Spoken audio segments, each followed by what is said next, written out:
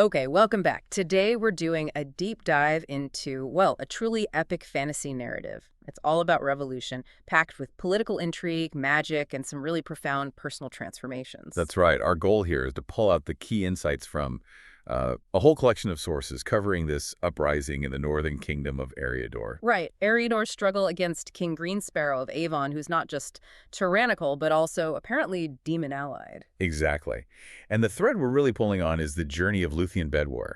He starts as this disgraced nobleman and almost accidentally becomes the leader of this massive rebellion, the Crimson Shadow, they call him. It's fascinating how it all comes together, and it really seems to ride on this highly unlikely trio, doesn't it? Absolutely. You've got Luthien, driven by vengeance, with those distinctive cinnamon eyes. And Oliver deBurrows, he's such a contrast, the meticulous, almost foppish highway halfling, the pragmatist of the group. Totally.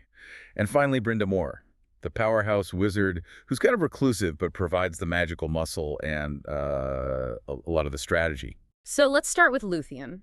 His whole revolutionary path, it doesn't kick off with some grand political ideal. It starts much more viscerally. Oh, yeah. It's raw anger.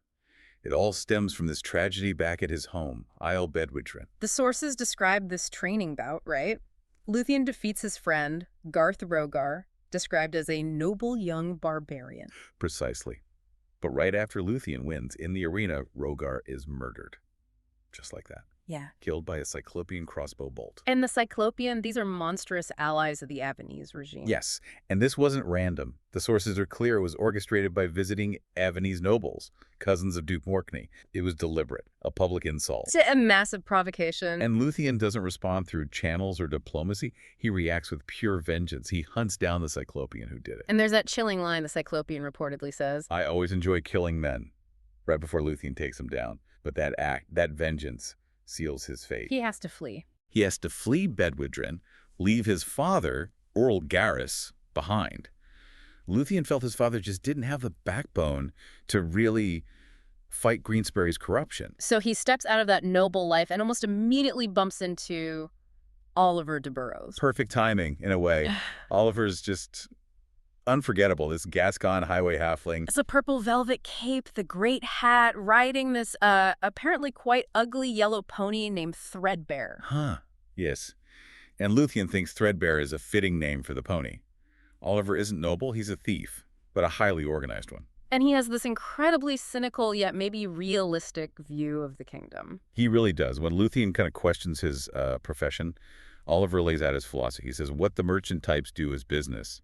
What I do is enforce the law.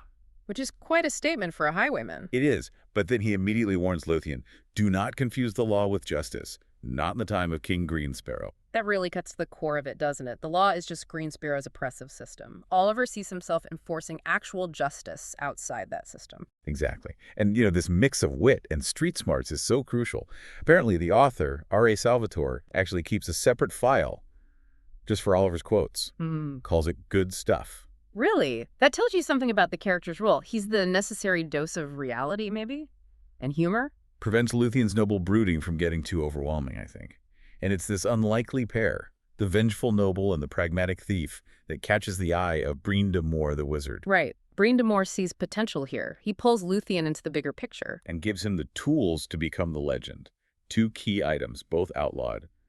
A magical crimson cape. The one that shelters the wearer from prying eye? That's the one. And a powerful folding bow. Both belong to some famous thief from the past. So, by taking these, Luthien isn't just an exiled noble anymore. He's stepping into this manufactured identity. He becomes the Crimson Shadow, a figure of mystery, an outlaw, not just a warrior seeking personal revenge. And this is where it shifts, isn't it? From personal vengeance to something bigger. A real revolution starts to brew. Yes, the symbol starts to gain power. And the turning point is when the Crimson Shadow takes direct action against the regime in a very public, very symbolic way. You're talking about Duke Morkney, the cousin of those nobles back at the arena. Exactly. Bortby was hosting a demon Prehotech.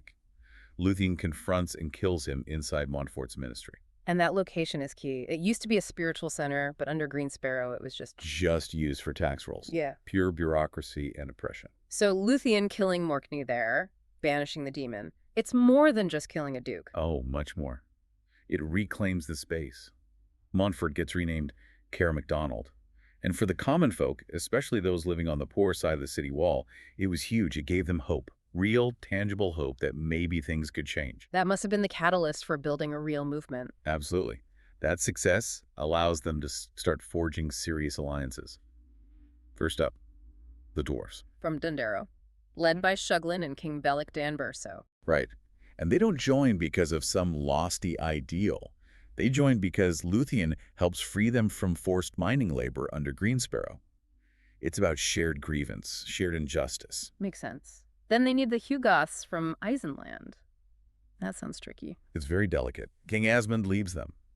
And adding complexity, Luthien finds out his own older brother, Luthien Bedwyr, the one who was banished. He's fighting with the Hugoths now. Yeah, driven by what the sources describe as purest anger. But Luthien and Oliver, surprisingly, managed to broker an alliance. How? Weren't the Hugoths raiding Eriador? They were, but Luthien and Oliver figure out that Greensparrow himself was secretly inciting those raids, using them to keep the region unstable, distract from his own demonic dealings. Wow. So uniting these groups, dwarfs, Hugoths, people the king manipulated or ignored, that was strategically brilliant. It really was. And once these alliances are in place, we start seeing some real tactical cleverness. They couldn't just fight the main Avon army head-on. Especially not an army led by Belzenkrieg, this brutal cyclopian commander. Exactly. So they relied on unconventional tactics. Felling Run is a great example. That's where they trapped the invading army. Yes, by collapsing a key bridge. But it wasn't just dropping the bridge. It was coordinated. They timed it with attacks from local rebel bands who knew the terrain inside out. They used the land itself as a weapon. Smart. But the real game changer, strategically, sounds like Oliver's bluff. Oh, absolutely. The plan to take the stronghold of Dunkerith, this move basically split the entire country. But they didn't have the numbers to actually hold it long term, did they? Not really. But that wasn't the point. The genius of Oliver's plan was the psychological impact. Its sheer audacity made Greensparrow believe the rebel army was way bigger than it actually was. Maybe twice the size. So it forced Greensparrow to react, to overcommit his forces. Precisely, which led directly to that huge victory at Glendurich. The entire garrison from Princetown was wiped out. It proved intelligence and boldness could beat superior numbers. Okay, so the rebellion is gaining serious ground. And then the other shoe drops the real nature of the enemy. Right. It slowly comes out that King Greensparrow isn't just a cruel human ruler. Yeah. He's a dragon in human form. A dragon? Seriously? Seriously. Allied with other powerful figures, these wizard dukes like Perigord of Princetown and Resmore, who are openly using demons. That changes everything. Suddenly, it's not just a political fight. It's almost cosmic. Yeah. And you realize, okay, you can't beat a dragon king and demon-wielding dukes with just swords and tactics. You need something more. Which is where exploiting the rot within the regime becomes key. Exactly. The defections. High-ranking people switching sides, they become crucial. Like Lord Estabrook. He sounds important. Lord Protector, first of the 6th Cavaliers. A real pillar of the Old Guard. A very respected knight. And he only switches sides after he personally witnesses Duke Perigord's demonic activities.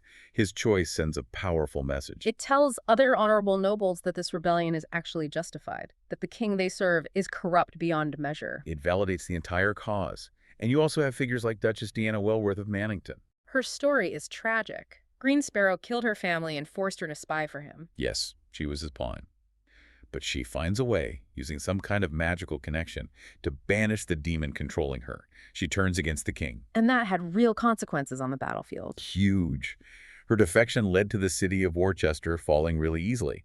A major strategic win, thanks to her breaking free. So the climax approaches. How do they take down these magically powered enemies? It happens in stages. First, dealing with Duke Perigord in Princetown. Luthien and Oliver use that Crimson Cape again. The invisibility cape. Right. To sneak into the palace. They aren't there for a big fight. It's more like a surgical strike. To do what? To banish the demon Prehotep, the one Perigord was using. They succeed, crippling Perigord's power and forcing him to flee. It shows that cutting off the magical source was often the key. Undermining the power behind the throne, literally. Exactly. And that sets up the final showdown. The Siege of Carlisle. The final battle. Well, yes and no. The physical battle is fought and won through their alliances and strategy. But the real victory, the decisive one, is fought on another plane. Between whom? Between Brind'Amour and Greensparrow.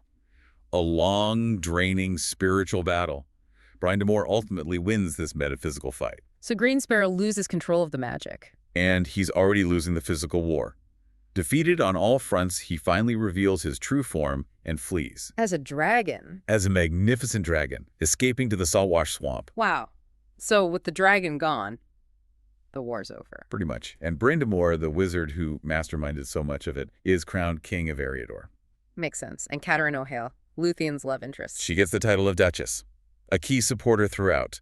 But Luthien The Crimson Shadow himself, he refuses the crown. totally refuses it. He understands himself. He's a warrior, an adventurer, driven by passion, by the fight, not an administrator. He knows winning a war is different from running a kingdom in peacetime. That's quite insightful.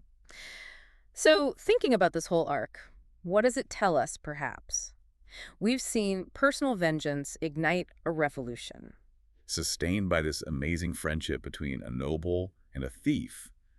Unconventional tactics, magic. It's an incredible mix. And looking at leadership, it's interesting that Luthien and Oliver just kind of linger in Carlisle afterwards. Yeah, the sources mentioned they spent months waging a just war, fueled by adrenaline, the thrill of it all. So it raises that classic question, doesn't it? What happens after the fight, when the excitement of the righteous struggle gives way to the mundane work of governing?